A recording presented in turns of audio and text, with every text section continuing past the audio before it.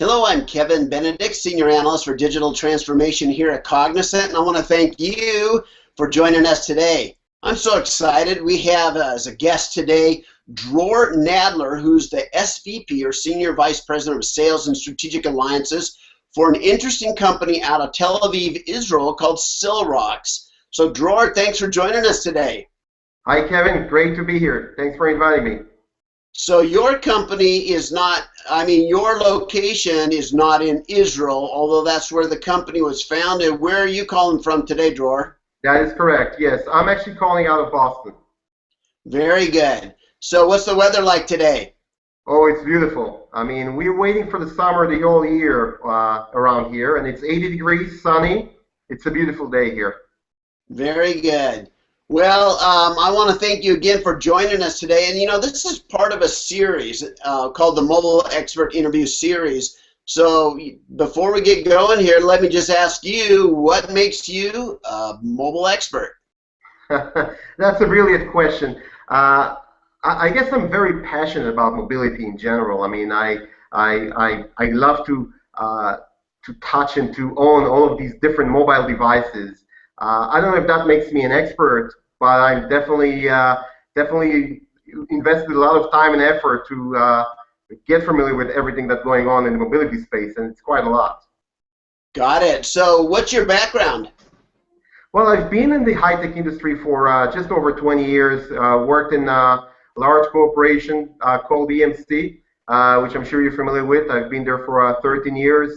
Prior to that, smaller companies. After my gig at EMC, I went to an information security company called Rapid7, and here I am now with Cellrox, a very exciting company to be at right now. Well, that's awesome. So the category, if you were to look at all the various categories within the enterprise mobility market, there might be the MBaaS or mobile backend as a service market, kind of the mobile application development platform market, mobile security and application management and device management. It would be another bucket there. And what others? Probably a number of others there too. Where would you guys position yourself? So Cellrox is really in the intersection. It's a very interesting intersection, the intersection of mobility and virtualization. And essentially, our solution allows you to provide this level of security and level of privacy, to be honest, that consumers and users are looking for, as well as organizations are looking for. Very good. So virtualization, explain to us what you mean there in the mobility space. Yes, fair enough. So what we have at Cellrox, our solution is a mobile OS virtualization solution.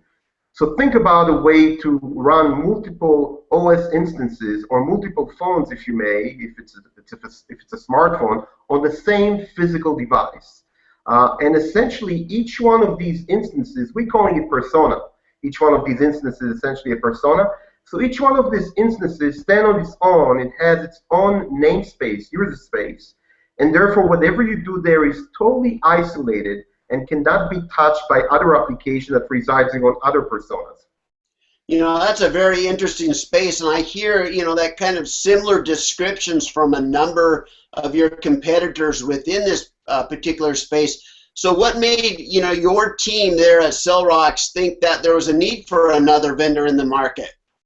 Yeah, I think it's very fair, and thank you for pointing it out. I think there is somewhat of a confusion out there, to be honest, around the different solutions that are out there. We're hearing about container, we're hearing about a bunch of application wrapping, all sort of things that are essentially trying to achieve this element of separation.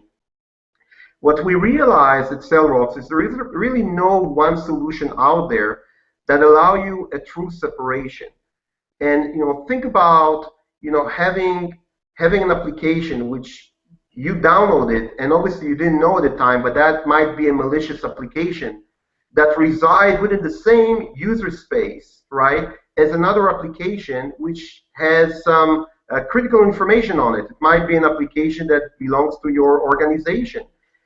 And essentially, if something happened there with that malicious app, no matter how that application is secure, it can essentially intercept, get the information, and essentially the information that is presented on the screen or the information that you essentially using to enter while interacting with that application.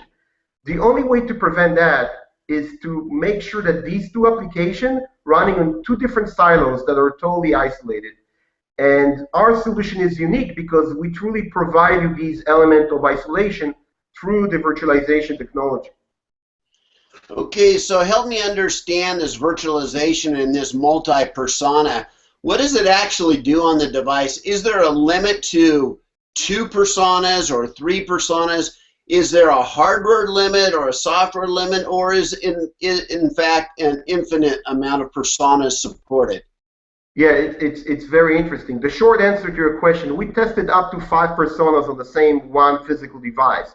We absolutely see need for 3 personas, but most customers, we suspect that they're probably going to use dual persona. Think about virtualization. It's interesting because we obviously all familiar with virtualization. All of us that being in the high-tech industry, it's been around. And when it comes to server virtualization, it's all about cost saving. When it comes to mobile virtualization, it's really all about usability. And the reason why I'm saying usability is because we now have the device and we are trying to address multiple use cases, multiple usages as an end user. And we want to make sure that one doesn't interfere with the other. So our technology essentially is a virtualization layer that sits in the kernel and right above the kernel. And then on top of it, you can have these OS instances, also known as personas, that sits relatively on top of that virtualization layer. And it's a very thin layer. We're calling it thin visor. It's not a hypervisor because it's a mobile device that has limited resources. So you have to be very careful how you leverage these resources. Got it. So from a practical or a tactical viewpoint, when I look at my device, what do I see there? How do I know what persona I'm in, etc.? Yeah, no, user experience is absolutely key. So we have indication on the device to let you know as a user which persona you're at right now. In a dual persona, we have like a home icon that tells you that you're in a personal, or a briefcase that tells you that you are in your business persona or work persona. And we also have the way to give you a cross-persona notification. So if you are posting something on Facebook and you're getting an email from your boss, you actually have the ability to see an indication that you got an email waiting for you, and you probably answer it, especially if it's the working hours, at that time. Very interesting. I guess that opens the doors for all kinds of scenarios. So walk me through a scenario where 3 personas would be useful. Yeah, no, great. So a great scenario would be a consultant, as an example. So you're in a consultant capacity and you're doing job for multiple companies, right? Say company A and company B, and you have your personal stuff always. So there you have it. You have your personal persona, which is for your personal life, usage, what have you. You have persona number 2, which is associate without employer, which essentially you're contracting with. And then you have persona number 3, which is associated with the third one. And granted, these employers, or rather these companies, they may have different policies, different MDM in place, and that type of virtualization, multiple personas, allow you to adhere to whatever policies or consideration they may have. Got it. So when I'm looking at the screen, so I see my briefcase over here, I see my home icon, and I might have 2 different briefcases if I have 2 different kind of work personas there. And I click on that, what changes on the screen? What am I looking at that looks different in each persona?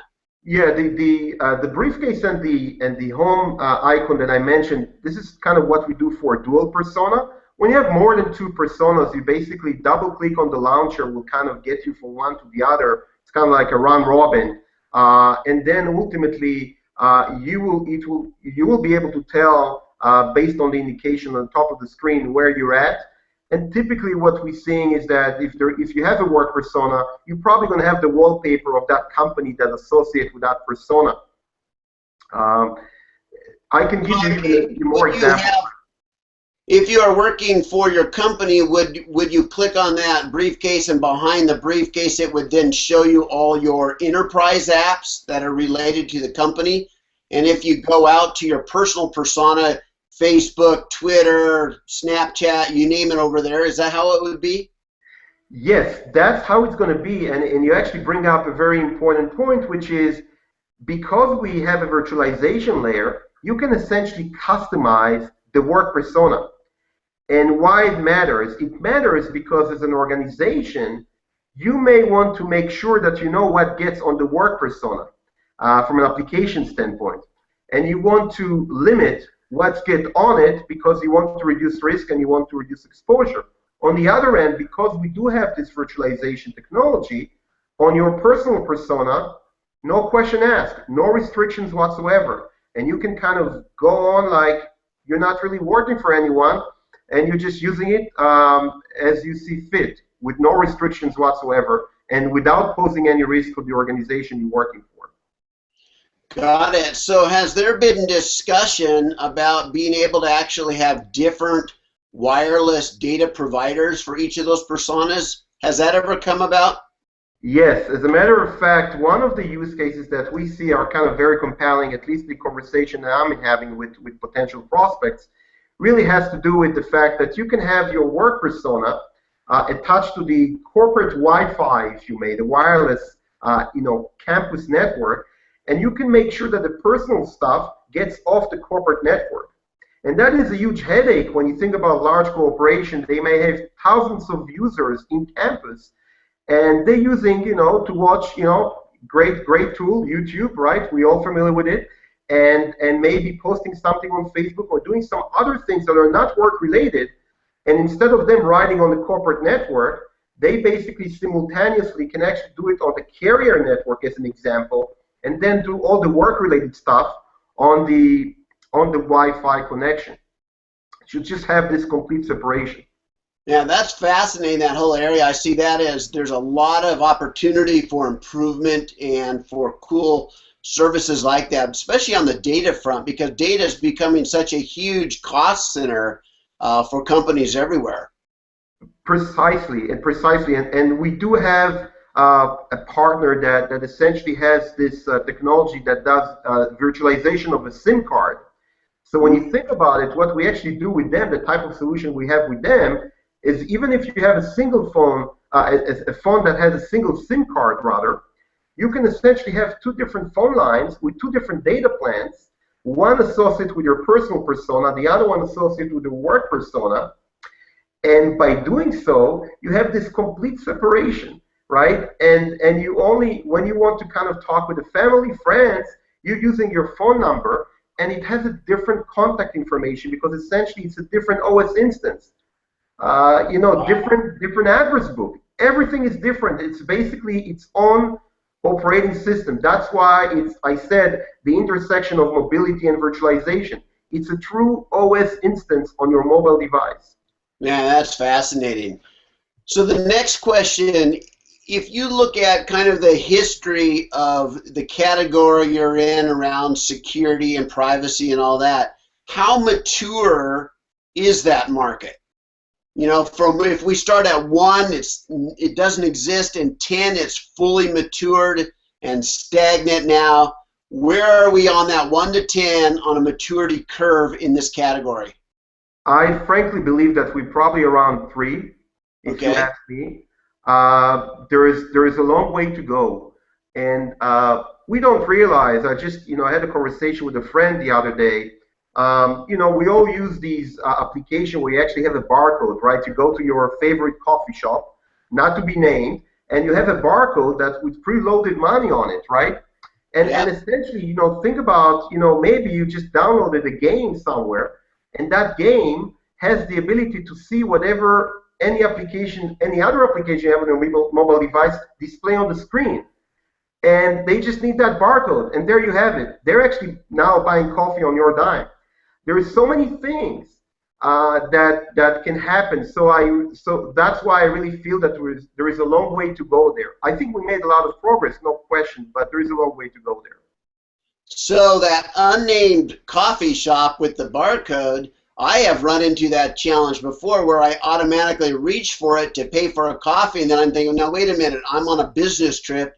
I should be putting that on the corporate credit card Here you for go. expense purposes. It would be nice to be able to somehow be able to use those kinds of purchases, but have it applied toward the right persona. Absolutely true, and that's exactly what I do. I do that also with my contact information.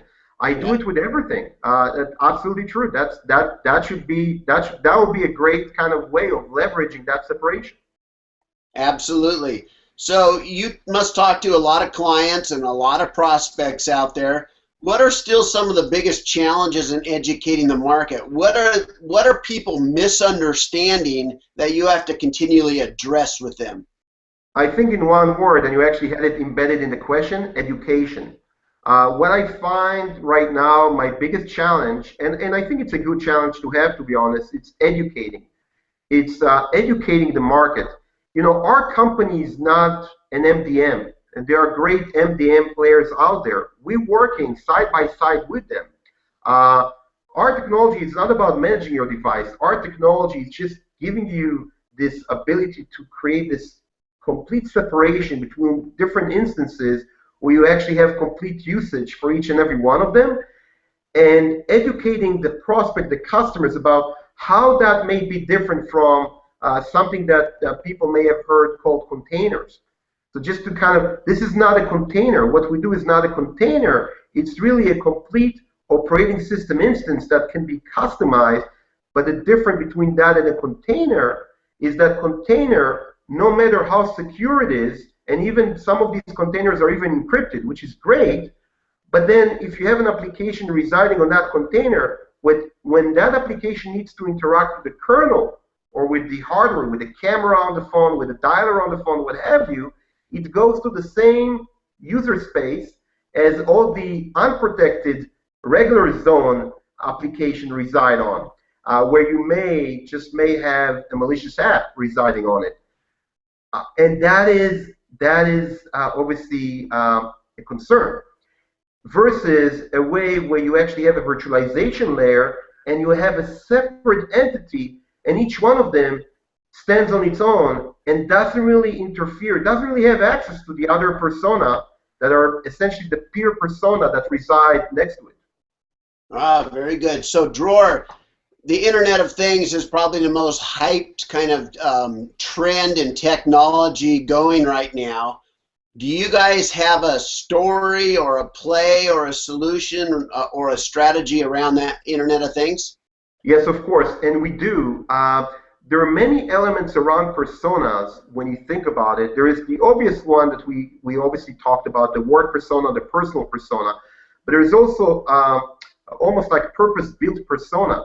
And when you think about a way to, you're getting into the car and you already have a persona, and you can actually port that persona because you don't have to port the entire image, right? Just kind of what makes that persona unique, and port it over to the car, and the car obviously has its own computer and capability, and you're kind of going back and forth and just having the ability of getting these kind of instances all around, and using some of these persona when you are doing certain things like driving your car or just sitting and someone else is driving and you're doing something, and then you get out of the car and you're using the other personas on the device, and the one that you just used going to stay idle until your next ride. All of these things are tied together. Oh, very good. I can imagine Tiger Woods would have benefited from having multiple personas on his mobile phone a few years ago. I can think of many other guys, but I absolutely agree with you. So let's get to the more important questions. So do you have kids? I do have kids. Got 3 kids. Got it. Now, have you allowed them to handle mobile and wireless devices? Well, of course I do. I mean, it's kind of a bit crazy at home, to be honest. Just the amount of devices that we have at home is totally out of control. I'll be the first one to admit. So how many are there? I want to say probably around 15. 15? Different. You've got the Kindles, you've got the iPads, you've got the Androids, everything. And I'm not even talking about, this actually, to some extent, it includes some of the toys that I have. different phone versions and so forth. It's amazing though. I mean, it just, I don't know. I mean, it just, they all love it. I mean, I can understand. I can understand why. Got it. So, Dror, let me ask you a personal question here. Have you ever personally gotten in trouble from your spouse because of the use of mobile devices? Well, gee, I don't know if she's going to view this, but well, of course, more than once, unfortunately, Kevin, more than once. I mean, it's really hard, right? It's just really hard to disconnect, and I'm trying hard, and she know I am trying really hard, and I'll keep on trying, honey.